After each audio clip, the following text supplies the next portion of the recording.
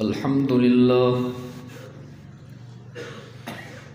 لله وحده والصلاة والسلام على من لا نبي بعده وعلى آله وأصحابه الذين أوفوا عهدا الذين هم مفاتيح الرحمة ومصابيح الغرر. أعوذ بالله من الشيطان الرجيم. بسم الله الرحمن الرحيم. وإذ قال لقمان لابنه وهو يعظه يا بني لا تشرك بالله إن الشرك لظلم عظيم. ووصينا الإنسان بوالديه حملته أمه وهنا على وهن وفصاله في عامين أن اشكر لي ولوالديك إلي المصير. صدق الله مولانا العظيم.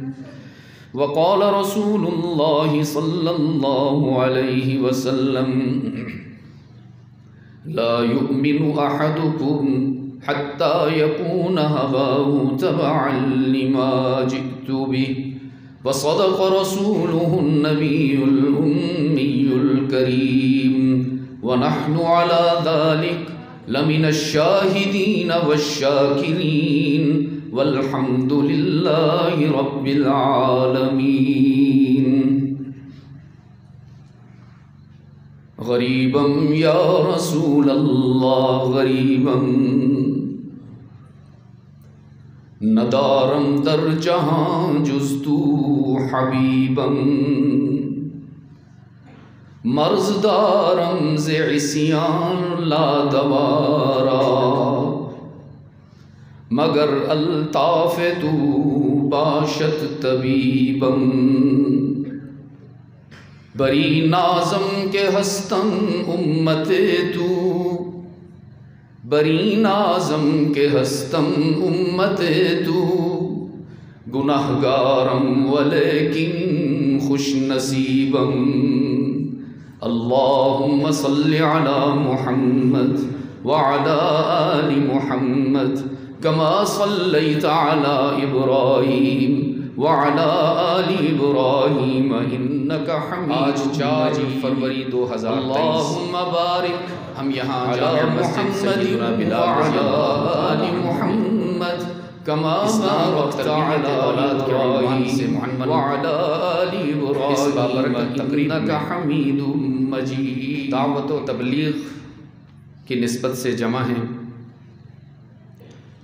جیسا کہ مجھ سے پہلے میرے بھائی مولانا سمیع الحق سواتی صاحب نے فرمایا کہ میں بلوچستان گوادر کے قریب جیونی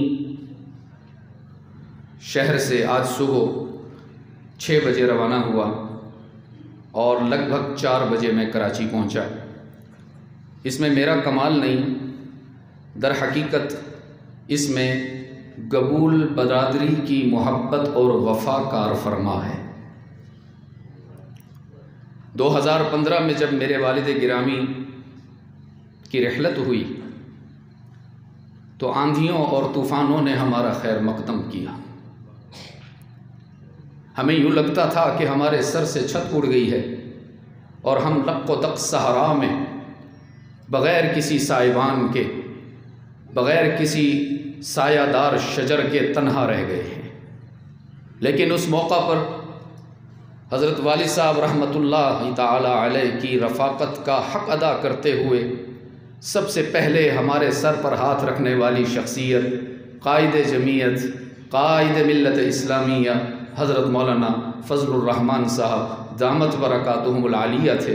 اور اس کے بعد جن احباب نے ہمارے کندھے سے کندھا ملایا، جنہوں نے ہماری حوصلہ افزائی کی، جو ہمارے پشتبان بنے، جنہوں نے قدم سے قدم ملا کر دعوت کے اس سفر میں ہمارا ساتھ دیا، اگر میں اس کی فہرست مرتب کروں تو یہ کہنا غلط نہ ہوگا کہ ابتدائی چند ناموں میں میرے بھائی میر محمد قبول کا نام بھی آتا ہے، اور میں یہ اعلان کرتا ہوں کہ حشر کے روز جب اپنے والد کے حضور پیش ہوں گا تو میر کا ہاتھ پکڑ کر پیش ہوں گا اور فخر سے ان کو اپنا دوست کہہ کر والد سے تعارف کرواؤں گا۔ اللہ ان کی عزتوں میں اور اضافہ فرمائے، اللہ ان کی وفاؤں میں مزید استقامت فرمائے۔ عزیز دوستو، اولاد کائنات کا سب سے قیمتی سرمایہ ہے۔ اولاد کائنات کا سب سے قیمتی سرمایہ ہے۔ یہی وجہ ہے 1.25 لاکھ انبیاء اور رسل میں سے کسی نبی یا رسول نے اللہ سے دراہم نہیں مانگے، دنانیر کا سوال نہیں کیا، سونے چاندی کے ڈھیر کا مطالبہ نہیں کیا، محلات تعمیر نہیں فرمائے، لیکن اللہ سے انبیاء اور رسل نے اولاد کا سوال ضرور کیا ہے۔ اس سے اندازہ ہوا کہ اولاد اس کائنات کا سب سے قیمتی سرمایہ ہے۔ لیکن یہ حقیقت بھی مد نظر رہنی چاہیے کہ ہماری اولاد کا بچپن کورے کاغذ کی طرح ہوتا ہے۔ آپ اس پر تربیت کے جو نقوش ثبت کریں گے، اس کی جوانی، اس کی زندگانی اور اس کا بڑھاپا انہی نقوش پر چلتے ہوئے گزرے گا۔ اس لیے یاد رکھیے گا عزیز دوستو، ہمارے استاذ فرمایا کرتے تھے، بچے وہ نہیں کرتے جو ماں باپ کہتے ہیں، بچے وہ نہیں کرتے جو ماں باپ کہتے ہیں، بچے وہ کرتے ہیں جو ماں باپ کرتے ہیں۔ ضرورت اس امر کی ہے کہ اولاد سے بھی پہلے والدین کی تربیت ہو۔ اگر والدین ہی تربیت یافتہ نہ ہوں گے تو وہ آگے کیا سبق پڑھا سکیں گے؟ ہمارا دین ایک مکمل ضابطہ حیات ہے۔ جس طرح یہ ہمیں دینی زندگی سکھاتا ہے، معاشی اصول بتاتا ہے، بالکل اسی طرح یہ ہمیں معاشرت بھی سکھاتا ہے۔ بالخصوص قرآن کریم جو قوانین کا مسودہ ہے، جو دستور کی کتاب ہے، اس میں بھی حق تعالی نے وہ ذرنی اصول اور قوانین ارشاد فرمائے ہیں کہ جن کو اپنا کر نہ صرف والدین قیمتی بنتے ہیں بلکہ ان کی اولاد بھی قابل رشک نظر آتی ہے۔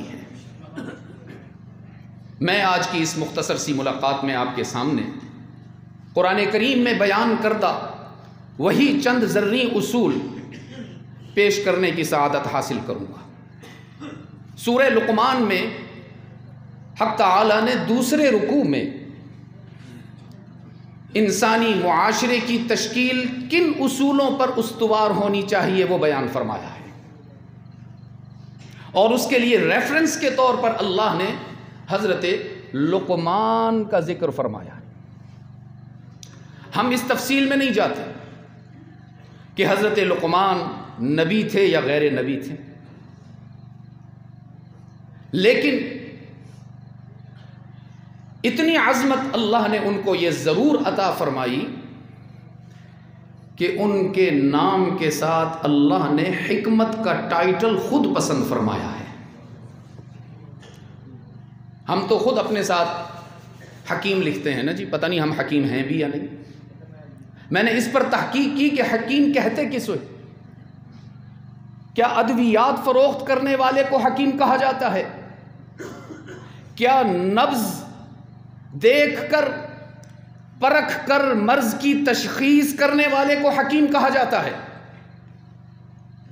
کیا چند کتابیں رٹ کر کچھ ادویات کے نسخے حفظ کرنے والے کو حکیم کہا جاتا ہے؟ میں نے جب قرآن کریم کا مطالعہ کیا عزیز دوستو تو قرآن کریم کی روشنی میں مجھے یہ علم ہوا کہ حکیم ادویات فروخت کرنے والے کو نہیں کہا جاتا، حکیم نبض شناس انسان کو نہیں کہا جاتا، حکیم اسے کہتے ہیں جس کا عمل اس کے علم کے موافق ہو جائے۔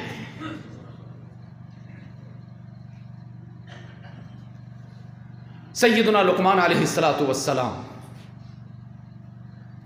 اپنے بیٹے کو اپنے قریب بٹھا کر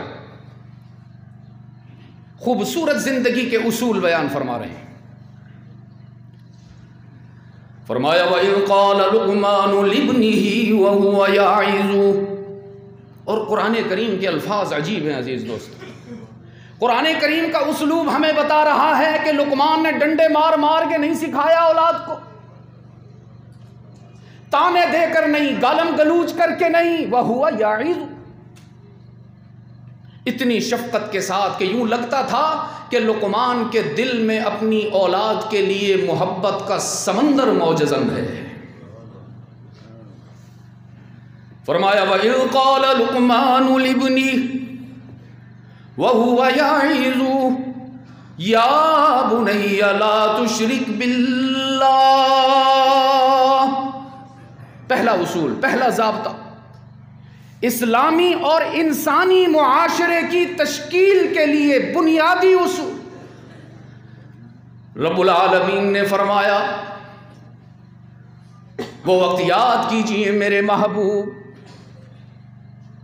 جب روشن ضمیر باپ سیدنا لقمان نے اپنے لخت جگر کو بہت ہی پیار بھرے انداز میں سکھایا اور بتایا۔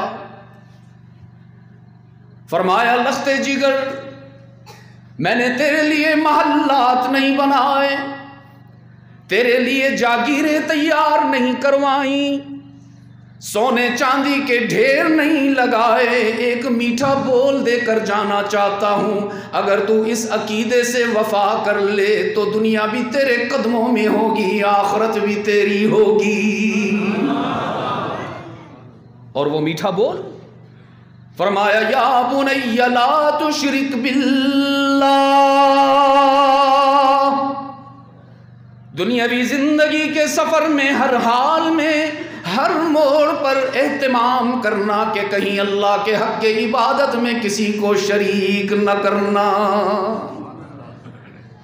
وفا کرنا اپنے محسن کے ساتھ، اس لیے کہ اللہ جیسا محسن کوئی نہیں عزیز دوستو، اللہ جیسا منعم کوئی نہیں جس نے پوری کائنات کو آپ کے لیے گفٹ بنا کر پیش کیا ہے۔ رب نے فرمایا أَلَمْ نَجْعَلِ الْأَرْضَ مِهَادًا وَالْجِبَالَ أَوْتَادًا وَخَلَقْنَاكُمْ أَزْوَاجًا وَجَعَلْنَا نَوْمَكُمْ سُبَاتًا وَجَعَلْنَا اللَّيْلَ لِبَاسًا وَجَعَلْنَا النَّهَارَ مَعَاشًا۔ کبھی غور کرو نا، زمین کا قالین تمہارے لیے بچھانے والا کون ہے؟ کون ہے؟ 9 گھنٹے میں نے بائی روڈ سفر کیا ہے، حالانکہ میری فلائٹ بک تھی، تربت سے ملی مجھے، لیکن پی آئی اے والوں سے رابطہ کیا، میں نے ان سے پوچھا کہ یقینی کنفرم ہے کہ 4 بجے اڑے گی، 5:30 پہنچا دے گی؟ انہوں نے کہا نہیں، کنفرم نہیں ہے جی، تاخیر بھی ہو سکتی ہے، کوئی فنی خرابی ہو تو کینسل بھی ہو سکتی ہے۔ تو میں نے کہا نا، قبول برادری سے وعدہ کیا ہے، اس کو وفا کرنے کے لیے اگر 10 گھنٹے تو کیا 10 دن بھی سفر کرنا پڑے تو کر کے پہنچوں گا انشاءاللہ۔ اب میں اتنا طویل سفر کر کے نہیں تھکا ہوں، آپ آدھا گھنٹہ مولانا نور الحق صاحب کا بیان سن کے تھک گئے ہیں۔ فرمایا أَلَمْ نَجْعَلِ الْأَرْضَ مِهَادًا، زمین کو تمہارے لیے قالین بنا کر بچھانے والا کون ہے؟ اللہ نہیں، اللہ ہی۔ وہی جواب سننا چاہتا ہوں جو عبد المجید ندیم نے 55 سال تک آپ کو سکھایا ہے، میں بھولنے تو نہیں دوں گا انشاءاللہ۔ جب تک زندگی ہے، جب تک سانس میں سانس ہے، کہلواتا بھی رہوں گا، یاد کرواتا رہوں گا۔ آسمان کو چھت بنا کر بلند فرمانے والا کون ہے؟ اللہ ہی میں ذرا شباب دکھاؤ نا عزیز دوستوں۔ میں کہا کرتا ہوں عقیدہ توحید یہ وہ عقیدہ ہے جو بوڑھوں کو بھی جوان کر دیتا ہے۔ حضرت عمرو بن جموح رضی اللہ تعالی عنہ اعرج صحابی تھے، ایک پاؤں سے معذور تھے، لنگڑا کر چلتے تھے۔ رحمت عالم صلی اللہ علیہ وسلم کی خدمت میں عرض کیا، اللہ کے محبوب راہ حق میں جان دینے کے لیے بے قرار ہوں، اجازت دیجیے۔ رحمت عالم نے فرمایا، عمرو اللہ کی طرف سے رخصت ہے آپ کے لیے، لیس علی الاعمى حرج ولا علی الاعرج حرج ولا علی المریض حرج۔ تو آپ اعرج ہیں، اللہ کی طرف سے رعایت ہے، آپ آرام سے گھر بیٹھیے۔ تو پتہ ہے کیا کہا اس بوڑھے عمرو بن جموح رضی اللہ تعالی عنہ نے؟ فرمانے لگے، اللہ کے محبوب اريد ان اطأ الجنت بعرجتی، میرا دل چاہتا ہے لنگڑاتا ہوا جنت میں داخل ہو جاؤں۔ ہمارے لیے تو نماز کے لیے مسجد آنا مشکل ہے عزیز دوست، صحیح سالم ہونے کے باوجود، تندرست ہونے کے باوجود، تن و من پہلوان ہونے کے باوجود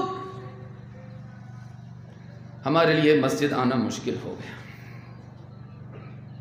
رحمت عالم صلی اللہ علیہ وسلم نے اپنے رضاکار کی بے قراری اور شوق کو دیکھا تو اجازت مرحمت فرما دی، اور پھر عمرو بن جموح نے کشتوں کے پشتے لگاتے ہوئے دشمن کو گاجر مولی کی طرح کاٹ کر رکھ دیا، اور سینے پر زخم کھاتے کھاتے اللہ کی راہ میں جام شہادت نوش فرمایا۔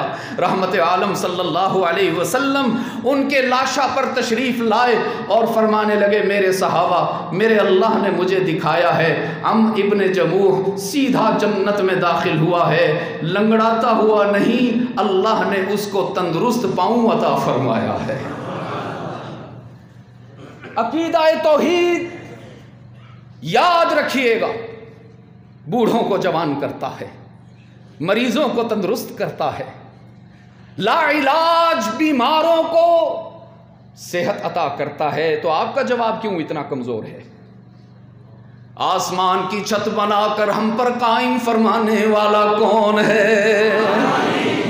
رب العالمین نے فرمایا، الم تروا ان اللہ سخر لکم ما فی السماوات وما فی الارض، آسمان کو تمہارے لیے مسخر فرمایا، تمہیں ذہانت عطا کی، تمہیں دانش اور شعور عطا کیا کہ تم جہاز بناتے ہو اور پھر آسمان میں اڑا کر لے جاتے ہو، مہینوں کا سفر منٹوں میں طے کر لیتے ہو۔ یہ نعمت عطا کرنے والا کون؟ اور جہاز بنانے والوں، اگر تمہیں تمہارے نفس نے یہ دھوکہ دے دیا کہ یہ تو میری عقل کا کمال ہے نا، یہ تو میرے تجربات کا نچوڑ ہے، میں نے اپنی محنت سے جہاز بنایا اور پھر اس کو اڑایا، حق تعالی نے انہیں چیلنج دیتے ہوئے فرمایا، یا ایھا الناس ضرب مثل فاستمعوا له ان الذين تدعون من دون الله لن يخلقوا ذبابا ولو اجتمعوا له۔ اپنی عقل پر ناز کرنے والے نادانوں، اللہ کی تخلیق کو اپنی طرف منسوب کرنے والے جاہلوں، حق تعالیٰ نے تمہیں چیلنج دیا ہے، جہاز بنانا تو دور کی بات، ذرا ایک مکھی تو بنا کے دکھا دو۔ بلاؤ اپنے معبود کو، اللہ کے سوا جن کی پوجا کرتے ہو ان کا ڈھیر لگا لو، ساری دنیا کی طاقتوں کو اکٹھا کر کے ایک مکھی تو بنا کے دکھاؤ نا۔ اور حق تعالی نے فرمایا، مکھی بنانا تو دور کی بات، وَإِن يَسْلُبْهُمُ الذُّبَابُ شَيْئًا لَا يَسْتَنقِذُوهُ مِنْ، اللہ کی بنائی ہوئی مکھی اگر تمہارے دسترخوان سے کوئی کھانے کا ذرہ اٹھا کر لے جائے، تم سب مل کر اس مکھی سے وہ ذرہ واپس نہیں لے سکتے۔ آسمان اور زمین کو مسخر فرمانے والا کون ہے؟ قریب ہے نا تمہارے سمندر، قریب ہے نا عزیز دوستو، جب جایا کرو تو اس سے بھی عبرت حاصل کر لیا کرو۔ سمندر کا پانی کتنا نازک بنایا اللہ نے کہ سوئی کا وزن بھی برداشت نہیں کر سکتا، ایک سکے کا وزن بھی نہیں سہار سکتا، لیکن اسی پانی کو اللہ نے اتنا مضبوط بنایا ہے کہ ٹنوں وزنی بحری جہاز بھی اس پر صحیح سلامت تیرتے ہوئے نظر آتے ہیں۔ یہ تمہارا کمال نہیں، یہ کس کا کرم ہے؟ کوئی اور اس قابل نہیں کہ اس کے سامنے سر جھکایا جائے، کوئی اور اس قابل نہیں کہ اسے معبود مانا جائے۔ بنیادی اصول ہے عزیز دوست، فرمایا لا تشرک باللہ۔ زندگی کے موڑ پر، کسی مرحلے پر اللہ کے سوا کسی اور کے سامنے سر نہ جھکانا، اللہ کے سوا کسی اور کو معبود نہیں ماننا، اس لیے کہ یہ قانون ہے۔ میں نے پرسوں ابران میں بھی کہا تھا عزیز دوستو، میں نے پرسوں ابران میں بھی کہا تھا عزیز دوستو کہ شرک کی اجازت تو اللہ نے محمد مصطفیٰ کو بھی نہیں دی، میں اور آپ کس کھیت کی مولی، جن کی عظمت کا یہ عالم، جیسے مولانا نور الحق صاحب فرما رہے تھے، جہاں سید الملائک کے قدم رکتے ہیں وہاں سے محمد مصطفیٰ کے قدم بڑھتے ہیں، لیکن رب نے اعلان فرمایا ہے، فرمایا وَلَقَدْ أُوحِيَ إِلَيْكَ وَإِلَى الَّذِينَ مِن قَبْلِكَ، میرے محبوب آپ کے لیے بھی یہی ضابطہ، اور آپ سے پہلے بھی اس جادہ صداقت پر سفر کرنے والے مسافروں کا بھی یہی اصول کہ لَإِنْ أَشْرَكْتَ لَيَحْبَطَنَّ عَمَلُكَ۔ میرے محبوب ہونے کے باوجود آپ کو بتایا جا رہا ہے کہ جس نظر سے اللہ کو دیکھتے ہو، اگر اس نظر سے غیر اللہ کو دیکھ لیا تو اللہ ناراض ہو جائے گا۔ ہے تو تم میرا محبوب تو ایسا ہے، ساری کائنات کو بائی آرڈر بنایا ہے، صرف محمد مصطفیٰ ہے جس کو بائی چوائس بنایا ہے۔ سبحان اللہ نہیں بھائی، صلی اللہ ہو۔ یہ سبق دیتے دیتے تو مجھے بھی 5 سال ہو گئے ہیں آپ کے پاس، یہ کیوں بھول جاتے ہیں؟ میں تو کہا کرتا ہوں یہ جو درود پاک ہے یہ وظیفہ حیات ہے عزیز دوستو۔ میں نے غالباً پچھلی ملاقات میں، اگرچہ میں اس میں علیل تھا، مفصل بات نہ ہو سکی تھی، اور آج اسی قضا کی ادا کے لیے حاضر ہوا۔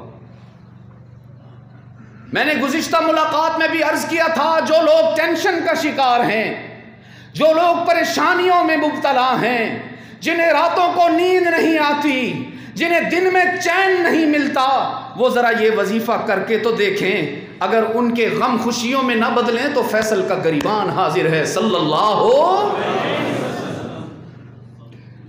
فرمایا ان پر درود پڑھ کر معطر ہوئی حیات، صلی اللہ ہو۔ ان پر درود پڑھ کر معطر ہوئی حیات، آپ کا ذکر آیا مصائب پلٹ گئے، صلی اللہ ہو۔ اللہ نے ایسا محبوب بنایا، اللہ نے ایسا محبوب بنایا کہ انگلی اٹھائے تو چاند ٹکڑے ہوتا ہوا نظر آئے، ایسا محبوب کے لب ہلائے تو وہی کے پھول جھڑتے ہوئے نظر آئے، ایسا محبوب جس کے لباس کی اداؤں کو قرآن کی آیات بنایا گیا، ایسا محبوب جو سر اٹھا کر گفتگو کرے تو قرآن سنائے اور سر بگریباں ہو کر بات کرے تو حدیث بنتی جائے۔ محبوب ایسا بنایا جو ہاں کہے تو اللہ حلال کر دے، جو نہیں کہے تو اللہ حرام کر دے۔ محبوب ایسا بنایا جس کے رخسار کو اللہ نے قرآن کی آیت بنایا ہے۔ محبوب ایسا کہ جس شہر میں چلتا ہے اللہ اس کے تذکرے آسمان اور عرش معلا پر کرتا ہے۔ محبوب ایسا جس کو اللہ نے تمام انبیاء اور رسل کا امام بنایا ہے۔ دیکھو نا معراج کی رات سارے انبیاء موجود، مسجد اقصی میں تمام رسول بھی موجود۔ اللہ کی طرف سے اعلان ہوا صفیں بنائی جائیں، ابھی باجماعت نماز ادا ہوگی۔ تمام انبیاء اور رسل صفوں میں آ گئے، آگے امام کے لیے مصلی بچھا دیا گیا، اور میرا دل کہتا ہے اس روز آدم کی چاہت بھی یہی ہوگی کہ مجھے امام بنایا جائے۔ اس روز نوح کی خواہش یہی ہوگی کہ مجھے امامت عطا کی جائے۔ ابراہیم بھی چاہتے ہوں گے، اسماعیل کی بھی چاہت ہوگی، موسیٰ بھی بے قرار ہوں گے، عیسیٰ بھی چاہتے ہوں گے کہ آج مجھے امام بنایا جائے۔ اللہ کی طرف سے اعلان ہوگا، جاؤ جبرائیل اعلان کر دیجئے آج کوئی اور امام نہیں بنے گا۔ فَلْيَتَقَدَّمْ يَا مُحَمَّد صلی اللہ علیہ۔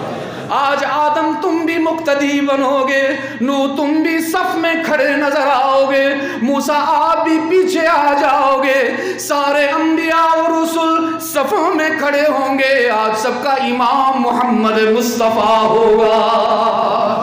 عظمت کا یہ عالم، محبوب تو ایسا عزیز دوستو جس کے حسن پر اللہ قسمیں کھا رہے ہیں۔ فرمایا والتینی والزیتونی وطور سینین وہذا البلد الامین۔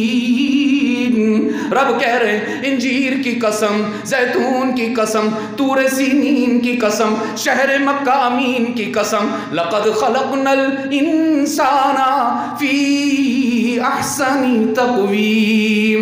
رب کہہ رہے ہیں میں نے چاند کو اتنا حسین نہیں بنایا، میں نے سورج کو اتنا خوبصورت نہیں بنایا، میں نے ساری کائنات میں اتنا حسن نہیں بکھیرا جتنا حسن میں نے تنہا محمد مصطفیٰ کو عطا کیا ہے۔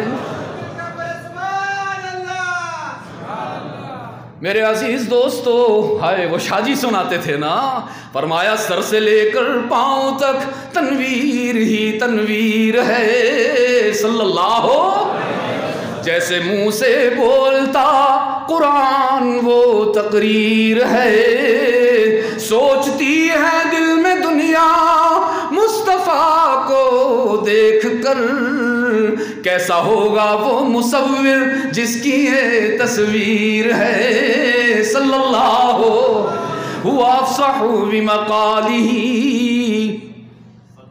پڑھ لو نا یار، درود پڑھ لو نا کہیں میں یقین فرمائیں گزشتہ رات اس وقت میں جیونی میں تھا، اور میں بلا مبالغہ عرض کروں میرے پاس وہ تصاویر ساتھیوں نے بھیجی ہیں، میرے میزبان نے، بلا مبالغہ آپ سے 6 گنا بڑی مسجد تھی اور تل دھرنے کو جگہ نہیں تھی۔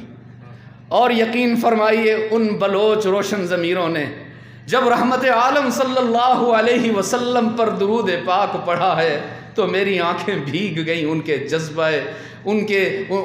جذبہ ایمانی کو دیکھ کر۔ پتہ نہیں آج کیوں آپ ٹھنڈے ٹھنڈے ہیں، پتہ نہیں آپ کیوں آج، مجھے بار بار کہتے ہوئے حیا بھی آتی ہے عزیز دوستو، کہ کوئی شرم بھی ہوتی ہے کوئی حیا بھی ہوتی ہے۔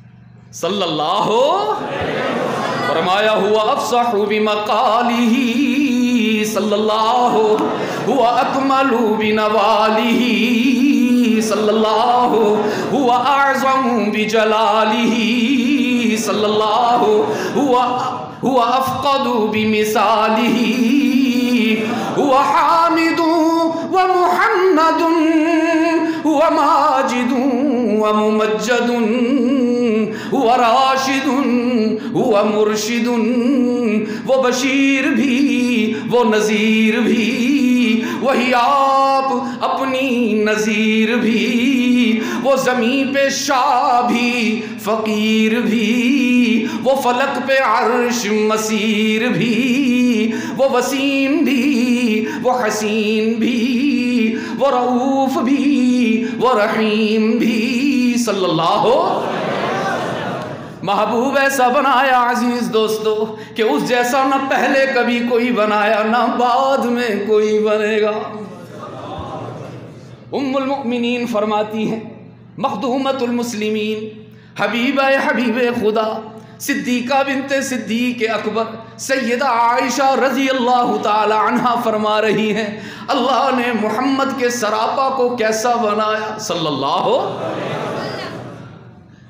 فرمایا رأسہ من البرکہ وصدرہ من الرحمہ ورجلاہ من الاستقامہ ویداہ من السخاوہ وقلبہ من الایمان وشفتاہ من الحمد ولسانہ من الذکر وعیناہ من الحیاء ووجہہ من الرضا۔ ام المؤمنین فرما رہی ہیں اللہ نے محمد کے سر اقدس کو برکتوں کا استعارہ بنایا ہے، اللہ نے محمد مصطفیٰ کے سینے کو رحمتوں کا خزینہ بنایا ہے۔ ہاں قبول گوٹھ والو، میرے عزیز دوستو، میں کہا کرتا ہوں دنیا میں کسی کو تھوڑی سی عزت مل جائے وہ مغرور ہو جاتا ہے، تھوڑا سا مقام مل جائے، کوئی منسٹری مل جائے، کوئی وزارت مل جائے، بے نیاز ہو جاتا ہے، لوگوں کو سلام کرنا پسند نہیں کرتا، گھر کے دروازے بھی لاک کر دیے جاتے ہیں، کوئی سلام دے تو جواب نہیں دیتا، لیکن قربان جاؤں محمد مصطفیٰ پر، عظمت کا یہ عالم، عظمت کا یہ عالم کہ رب العالمین نے فرمایا میرے محبوب میں نے تیرے ہاتھ میں جنت کی چابی رکھی ہوئی ہے۔ عظمت کا یہ عالم جس کو اللہ نے صرف دنیا میں سردار نہیں بنایا، آخرت کی بھی بلندیاں عطا فرمائی ہیں۔ عظمت کا یہ عالم کہ رب نے فرمایا، غور سے سننا، رب نے فرمایا میرے محبوب ان الجنت لحرمت علی الانبیاء حتی تدخلها، تو آیا تو سب کے بعد ہے نا، لیکن تیری محبوبیت کا یہ عالم میں نے تجھ سے پہلے آنے والے تمام انبیاء اور رسل پر جنت کا داخلہ روکا ہوا ہے جب تک محمد جنت میں نہ چلا جائے۔ عظمت کی بلندیوں پر ہونے کے باوجود یہ بھی میرا دعویٰ ہے عزیز دوستو، میرے لیے اور آپ کے لیے ہمارے والدین نے اتنے آنسو نہیں بہائے ہوں گے جتنا ہمارے لیے محمد نے رو کے دکھایا ہے۔ ساری ساری رات آنسو بہائے جا رہے ہیں اپنی گنہگار امت کے لیے۔ سیدہ عائشہ رضی اللہ تعالی عنہا فرماتی ہیں ایک رات میں نے دیکھا لما رأیت من النبی صلی اللہ علیہ وسلم طیب نفس، میں نے دیکھا ایک رات میرے آقا مجھے مسکراتے نظر آئے، خوش نظر آئے، میں نے سوچا مبارک موقع ہے، مقبول موقع ہے، فرش پہ محمد خوش ہے تو عرش پہ رب محمد بھی خوش ہوگا۔ آج کچھ مانگ لوں اپنے آقا سے، آج کوئی مطالبہ کر لوں، آج کوئی بات منوا لوں۔ فرماتی ہیں اللہ کے محبوب آج آپ سے کچھ کہنا چاہتی ہوں۔ رحمت عالم صلی اللہ علیہ وسلم نے فرمایا بولو میری عائشہ کیا کہنا چاہتی ہو؟ عرض کیا اللہ کے محبوب ادعو اللہ لی یا رسول اللہ، آج آپ بڑے خوش نظر آ رہے ہیں، میرا مطالبہ یہ ہے کہ اللہ سے میری مغفرت کی دعا فرما دیجیے، میں چاہتی ہوں حشر میں بھی آپ کے ساتھ رہوں، میں چاہتی ہوں کوثر میں بھی آپ کے ساتھ رہوں، میں چاہتی ہوں فردوس میں بھی آپ کے ساتھ رہوں، میرے لیے اللہ سے مغفرت کی دعا کر دیجیے۔ رحمت عالم نے ہاتھ اٹھا دیے، فرمایا اللہم اغفر لی عائشہ ما تقدمت من ذنبها وما تأخرت۔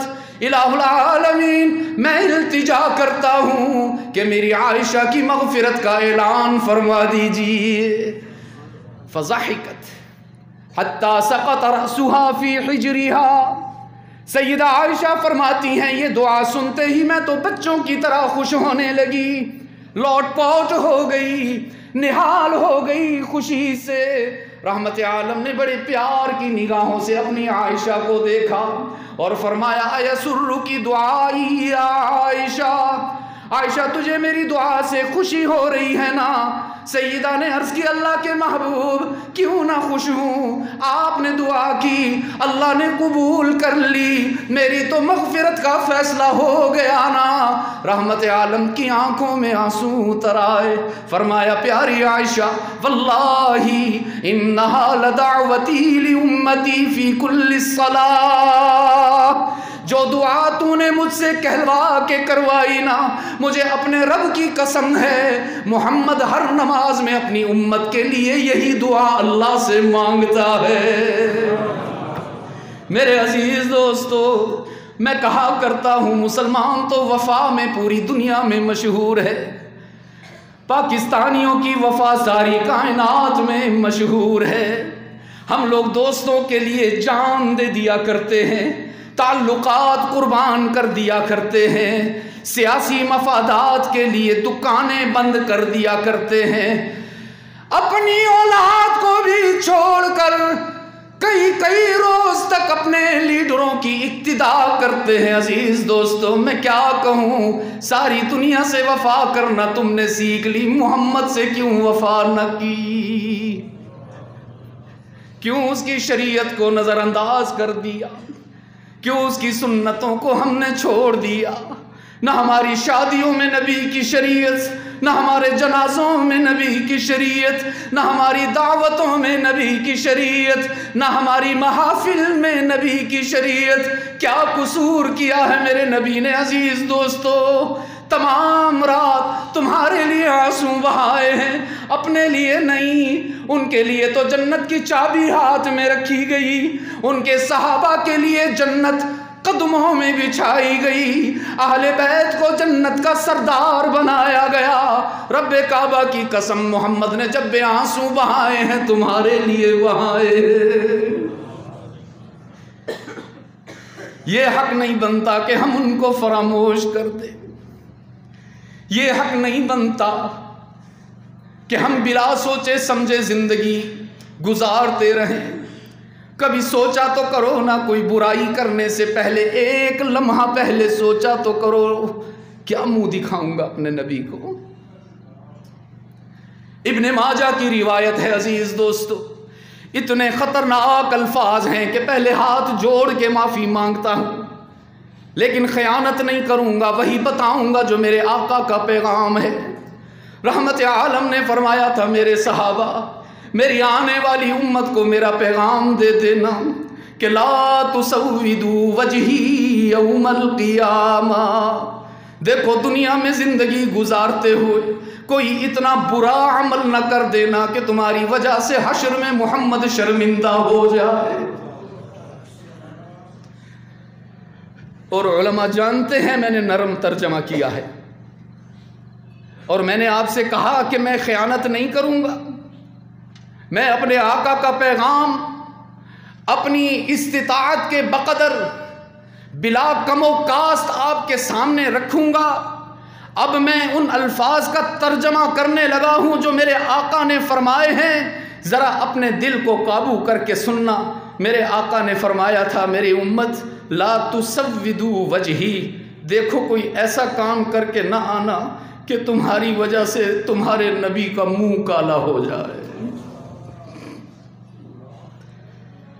جس کے چہرے کو اللہ نے منور فرمایا، جس کے چہرے کو اللہ نے قرآن کی آیت بنایا ہے، جس کے جسم کے اعضاء کو اللہ نے قرآن کی آیت بنایا ہے، وہ کہہ رہا ہے کوئی ایسا کام نہ کر دے کہ تمہاری وجہ سے میرا چہرہ کالا ہو۔ اس لیے میں ہاتھ جوڑ کے کہتا ہوں عزیز دوستو، کوئی بھی غلط کاری کرنے سے پہلے ایک لمحے کے لیے سوچا کرو کہ تم کس کے غلام ہو، کس کے نام لیوا ہو۔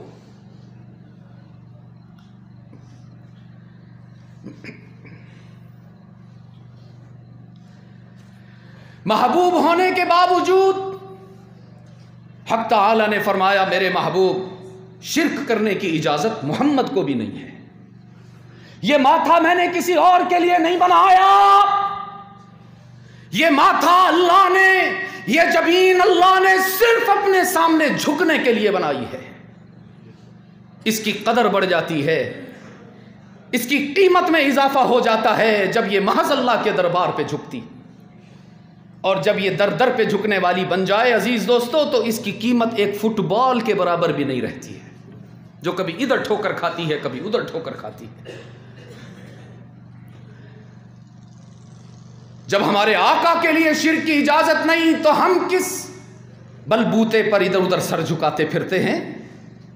الطاف حسین حالی کی چیخیں نکل گئی تھیں، فرماتے ہیں کرے غیر بت کی پوجا تو کافر، جو ٹھہرائے بیٹا خدا کا تو کافر، جھکے آگ پر بہر سجدہ تو کافر، ستاروں میں مانے کرشمہ تو کافر، مگر مومنوں پر کھلی ہیں یہ راہیں، پرستش کریں شوق سے جس کی چاہیں، نبی کو جو چاہیں خدا کر دکھائیں، ولیوں کا رتبہ نبی سے بڑھائیں۔ نہ کچھ خلل ایمان میں اس سے آئے، نہ اسلام بگڑے، نہ توحید جائے۔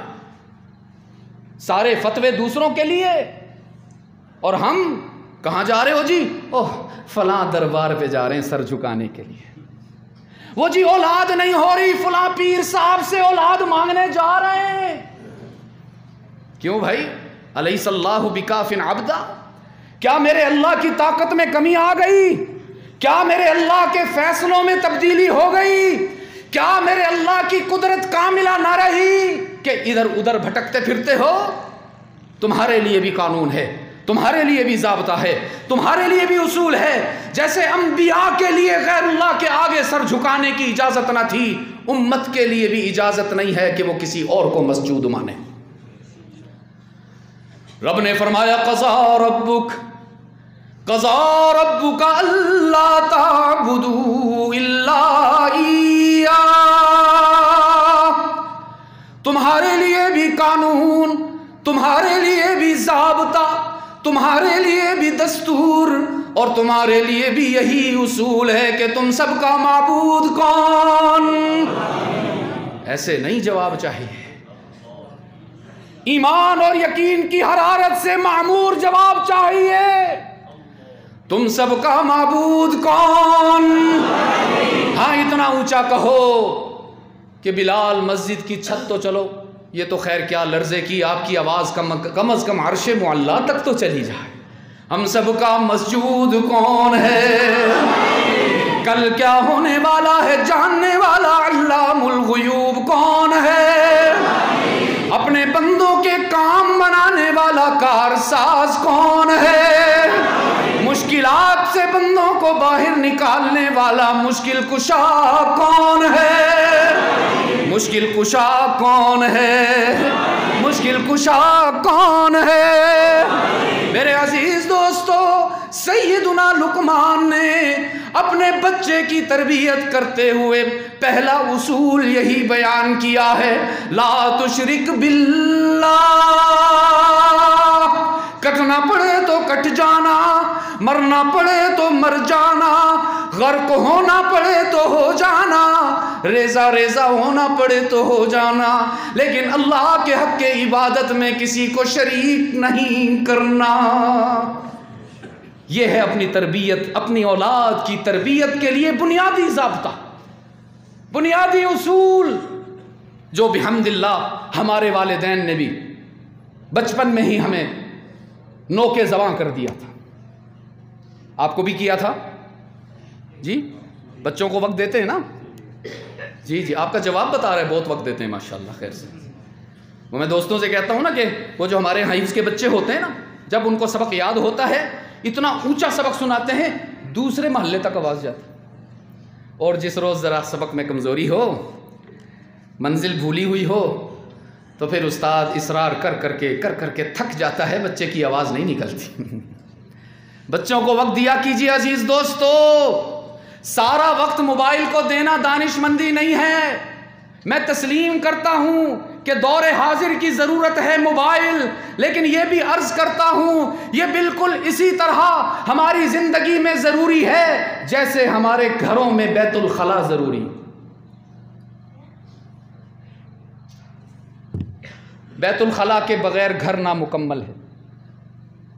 لیکن اگر کوئی شخص اپنے گھر کے ڈرائنگ روم میں بیٹھنے کے بجائے, اپنے بیڈ روم میں بیٹھنے کے بجائے ہر وقت ہی بیت الخلا میں گزارے. بیت الخلا سمجھتے ہیں نا, پتہ نہیں کوئی مشکل لفظ تو نہیں بول رہا, آپ لوگوں کیا بولتے ہیں اس کو جی؟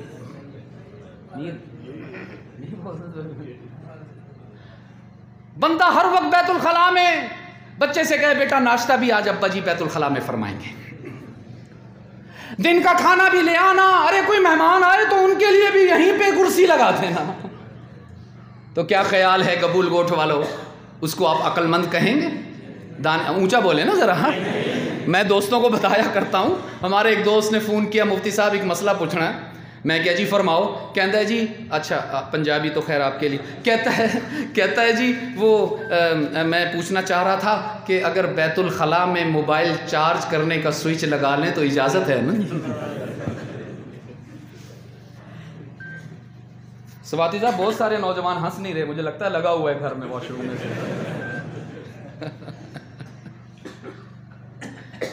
میں اس کو ضروری سمجھتا ہوں عزیز دوستو, عصر حاضر کی بہت بڑی سہولت ہے یہ, لیکن اس کا یہ مطلب نہیں ہے کہ بیٹا آپ سے بات کرنے آئے تو آپ فیس بک سے نظر ہی نہ ہٹائیں. آئیے میں آپ کو بتاؤں, ہمارے آقا کریم حضرت محمد مصطفیٰ صلی اللہ علیہ وسلم کی یہ مبارک ادا ہمیں کتب میں ملتی ہے کہ جب آپ صلی اللہ علیہ وسلم سے کوئی گفتگو کرتا تھا تو میرے آقا صرف آنکھ اٹھا کر اس کو نہیں دیکھتے تھے, بلکہ اپنا سینہ اس کی طرف کر کے پوری توجہ عطا فرماتے تھے. کوئی بائیں طرف سے آتا تو میرے آقا گھوم کر اپنے سینہ اس کی طرف متوجہ فرماتے تھے. آپ کو کیا مسئلہ ہو گیا کہ بچہ بات کرنے کے لیے آئے تو آپ موبائل بھی دیکھ رہے ہیں اور اس کی چہرہ دیکھنا پسند نہیں کرتے؟ پھر یہی بچہ جب بڑا ہوگا تو وہ تمہارا چہرہ دیکھنا کیسے پسند کرے گا؟ پھر تم اولاد کے گلے کرو گے, کہو گے جی مفتی صاحب بچے نافرمان ہو گئے, کوئی وظیفہ بتائیں, کوئی تعویذ گھول کے پلائیں. یہ ہے وہ تعویذ جو میں آج آپ کے سامنے عرض کر رہا. محبت دیجئے, اپنی اولاد کو وقت دیجئے, ان کو وہ عقائد نوکے زباں کروائیے, ان کے دل میں جان نشین کروائیے جو آپ کے والدین نے بچپن میں آپ کو سکھائے. روزانہ رات کو سونے سے پہلے اپنے بچوں کو اپنے قریب بٹھائیں, ان سے عقیدہ توحید کا مذاکرہ کریں, ان کو بتائیں ساری کائنات میں کسی سے کچھ نہیں ہوتا, سب کچھ کرنے والا کون ہے. اور اگر اتنی تفصیل نہیں بیان ہو سکتی تو کم از کم یہ کلمہ ہی ان سے پڑھوا لیا کیجئے کہ لا الہ.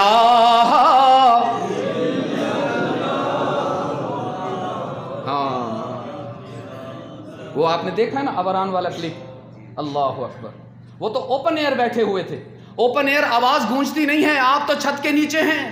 یقین فرمائیے مولانا نور الحق صاحب میرے ساتھ تھے, ہم نے 3 گھنٹے جھاؤ کا سفر کیا, کراچی سے بیلا 3 گھنٹے, پھر بیلا سے آگے 3 گھنٹے, اور وہ ڈاکٹر صاحب وہ ایسا سفر تھا کہ پورے 3 گھنٹے 20 کلومیٹر فی گھنٹہ کی رفتار سے گاڑی اوپر نہیں گئی. خستہ کہنا بھی اس روڈ کا حق ادا نہیں ہوتا اگر میں اس کے لیے خستہ حال کہوں, ٹوٹا پھوٹا کہوں. وہ روڈ تو تھا ہی نہیں عزیز دوستو. لیکن یقین فرمائیے ان لوگوں نے جب توحید کی صدائیں بلند فرمائی ہیں, اللہ اکبر اللہ اکبر, توحید کی صدائیں بلند فرمائی, پورا گاؤں گونج رہا تھا. قبول گوٹھ والو آپ کو کیا ہو گیا؟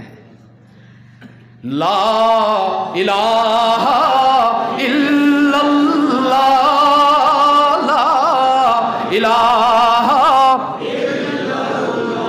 ابھی بھی کمی ہے کچھ تھوڑی سی, ابھی بھی تھوڑی سی کمی ہے عزیز دوستو، بے قرار ہو کر پڑھیے۔ رحمت عالم نے فرمایا مثل الذی یذکر والذی لا یذکر مثل الحی والمیت، ذکر کرنے والوں کی مثال زندہ کی طرح ہے، ذکر نہ کرنے والوں کی مثال میت کی طرح ہے۔ زندگی کا ثبوت دے کر پڑھیے نا لا الہ الا اللہ، لا الہ الا اللہ، لا الہ الا اللہ،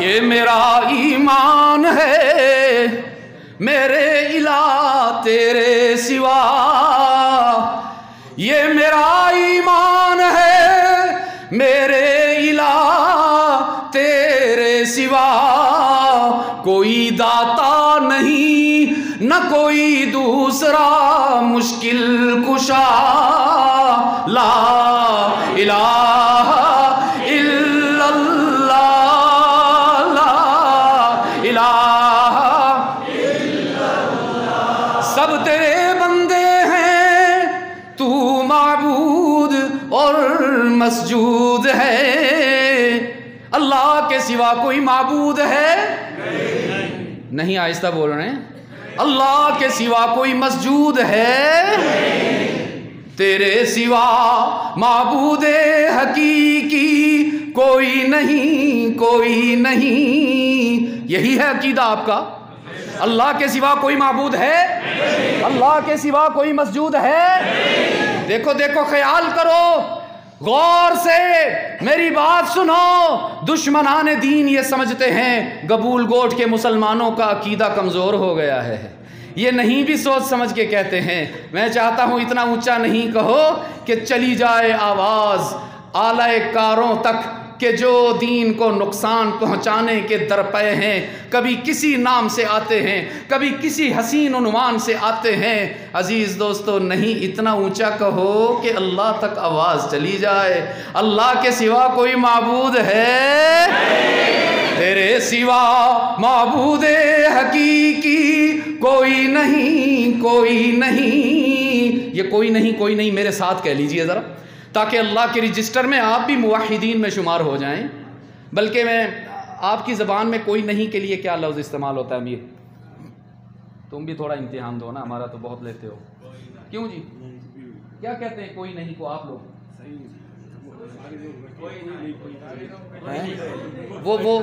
وہ بلوچستان میں کسے نیست کہتے تھے، ایسے ہے نا کچھ، کسے نیست سمجھتے ہو؟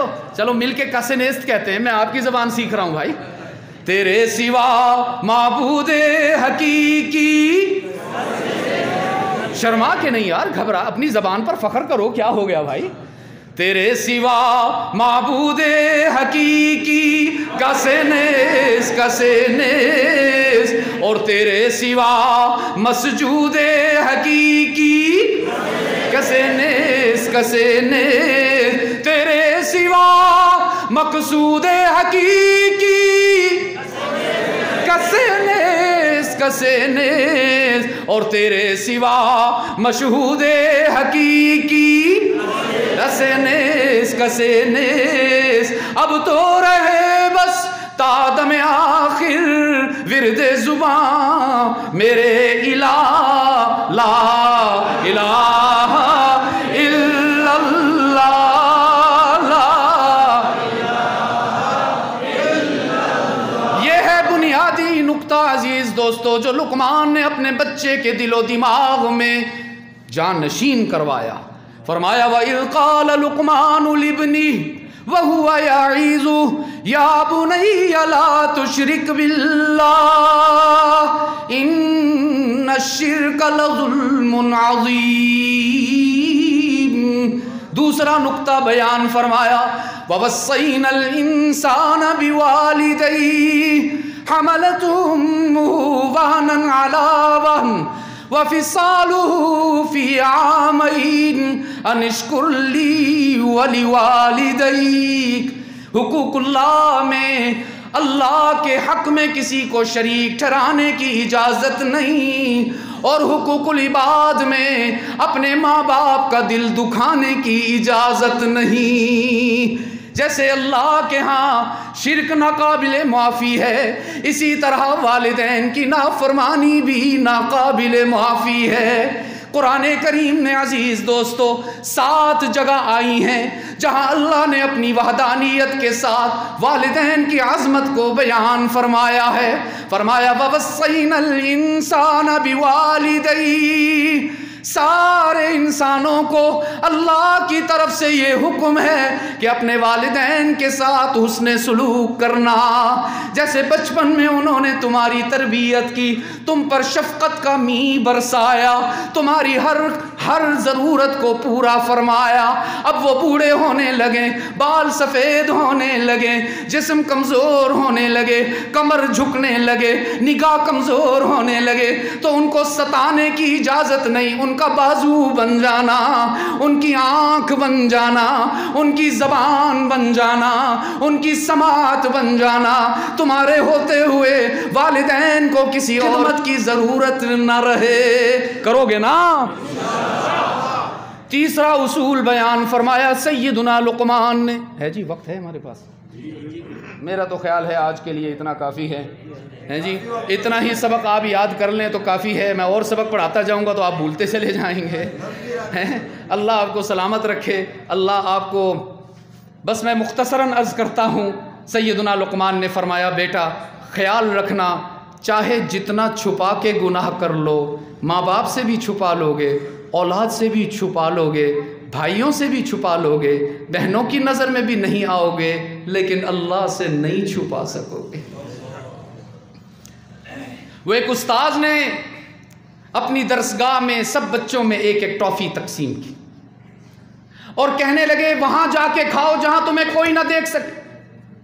کوئی درخت کے پیچھے چھپ کے کھا کے آ گیا، کوئی پہاڑ کی اوٹ میں کھا کے آ گیا، کوئی کسی دیوار کے پیچھے ہو کر کھا کے آ گیا۔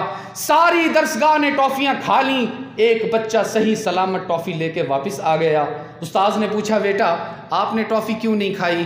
وہ بچہ آنکھوں میں آنسو لا کے کہنے لگا استاد محترم کوئی جگہ ایسی نہیں تھی جہاں میرا رب مجھے نہ دیکھ رہا ہو۔ اے کاش کہ ہم بھی اپنے بچوں کی ایسی تربیت کر لیں کہ اٹھتے بیٹھتے، چلتے پھرتے، سوتے جاگتے، کھیلتے کودتے، ہر وقت ان کو اس بات کا استحضار ہو کہ میرا اللہ مجھے دیکھ بھی رہا ہے، میرا رب مجھے سن بھی رہا ہے۔ پھر اس کے بعد لقمان نے فرمایا یا بنیا اقیم الصلاۃ، نماز کو قائم کرنا۔ اور علماء تشریف فرما ہیں قائم کرنے سے مراد کیا ہے؟ ایک ہے نماز پڑھنا، ایک ہے نماز قائم کرنا۔ قرآن کریم میں جب بھی نماز کا ذکر آیا ہے اقامت کے ساتھ آیا۔ نماز پڑھنے کا مطلب ہے کبھی پڑھ لی کبھی چھوڑ دی۔ فجر میں نہ اٹھ سکے، ظہر میں بازار چلے گئے، عصر کے وقت تھکے ہوئے تھے چائے کا وقت ہو گیا، مغرب کے وقت فارغ ہوئے تو چلو بھائی نماز پڑھ لیں مغرب کی۔ یہ ہے نماز پڑھنا۔ اور اقامت نماز کسے کہتے ہیں؟ چاہے دنیا ادھر سے ادھر ہو جائے نماز قضا نہ ہونے پائے، ہر نماز کو اس کے وقت میں تمام آداب کی رعایت رکھتے ہوئے ادا کرنا، یہ ہے اقامت صلاح۔ اور لقمان نے کہا میرے عزیز نوجوانوں غور سے سننا، لقمان نے کہا میرے بیٹے تیرے کچھ دوست ایسے ہوں گے جو کہیں گے چھوڑ نماز کو میچ کھیلنے چلتے۔ جب تو نماز پڑھنے لگے گا وہ کہیں گے بڑا صوفی بنا پھردا ہے، جاندا میں تینوں۔ ایسے دوستوں سے بچ کے رہنا، تیری ہوٹنگ کریں گے، تیرا مذاق اڑائیں گے، جب تو سنت پر عمل کرے گا تجھ سے دور ہو جائیں گے۔ وَاصْبِرْ عَلَىٰ مَا أَصَابَكَ، ان کو بھی سمجھانا، اچھی بات کا حکم دینا۔ اگر وہ تیرے دوست کسی برائی میں مبتلا ہوں اچھے طریقے سے ان کو سمجھانا، اور اگر وہ باز نہ آئیں تجھے بھی اپنے رستے پر لے جانے کی کوشش کریں۔ وَاصْبِرْ عَلَىٰ مَا أَصَابَكَ، استقامت کے ساتھ محمد سے وفا کرنا، صبر کے ساتھ اپنے آقا کے وفادار بننا۔ إِنَّ ذَلِكَ لَمِنْ عَزْمِ الْأُمُورِ، یہ ہمت والوں کا کام ہے عزیز دوست۔ پھر فرمایا لا تصعر خدک للناس، ایسے ہی ہے نا جی، کوئی آیت رہے تو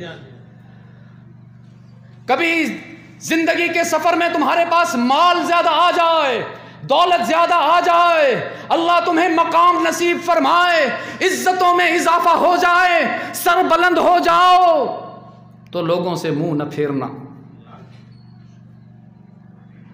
تلخ روئی سے کام نہ لینا، مغرور نہ ہو جانا، متکبر نہ ہو جانا۔ رحمت عالم کی سیرت کو دیکھیے عزیز دوستو،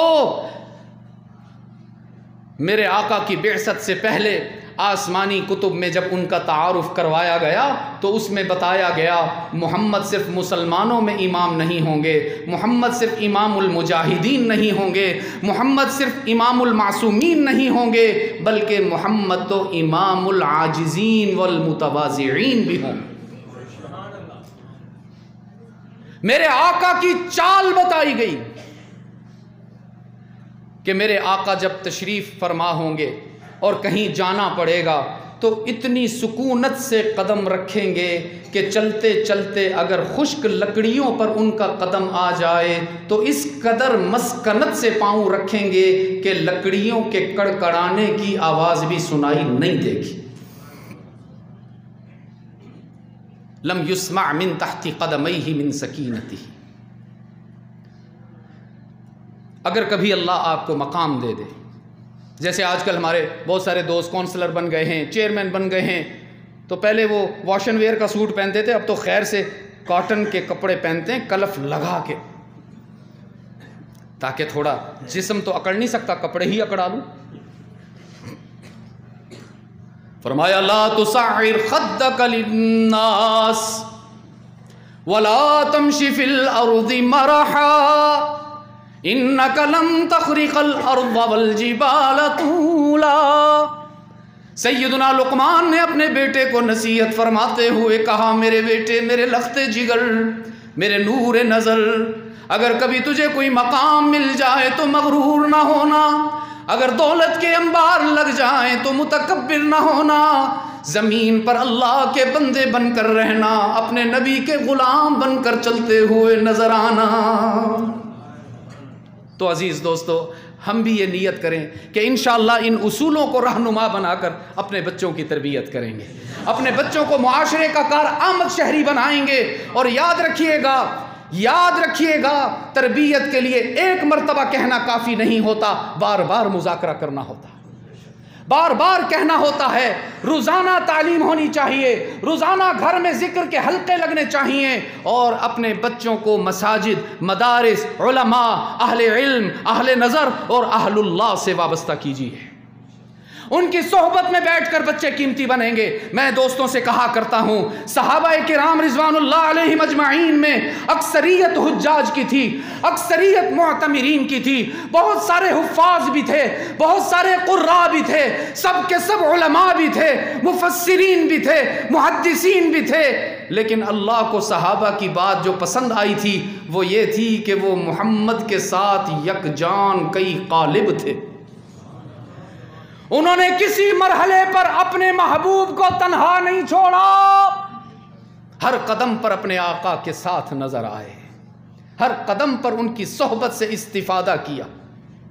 تو عزیز دوستو، ہم بھی یہ نیت کریں کہ انشاءاللہ ہم بھی علماء کے ساتھ رہیں گے، اپنی اولاد کو بھی علماء کے ساتھ انشاءاللہ وابستہ کریں گے، تاکہ اللہ ہماری دنیا کو بھی اچھا فرما دے، ہماری آخرت کو بھی اچھا فرما دے۔ بہت زیادہ شکر گزار ہوں آپ حضرات کا کہ آپ نے اتنی محبت سے، اتنی